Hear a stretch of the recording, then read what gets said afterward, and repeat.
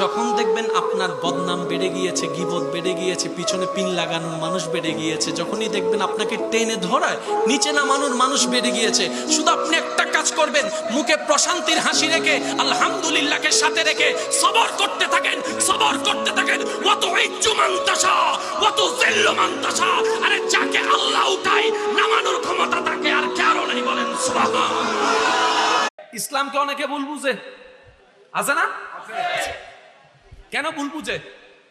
কারণ ইসলামে থাকলে এটা খাইতে পারে না। ইসলাম খারাপ কেন জানেন? এটা খাইতে পারে না, বিয়ের আগে প্রেম করতে পারে না। ইসলামে থাকলে এটা খাইতে পারে না, ইসলামে থাকলে সুদ খাইতে পারে না, ইসলামে থাকলে ঘুষ খাইতে পারে না। ইসলামে থাকলে নিজের বউ ফেলে অন্যের বউয়ের সাথে লাইন মারতে পারে না, লাইন মারতে পারে না।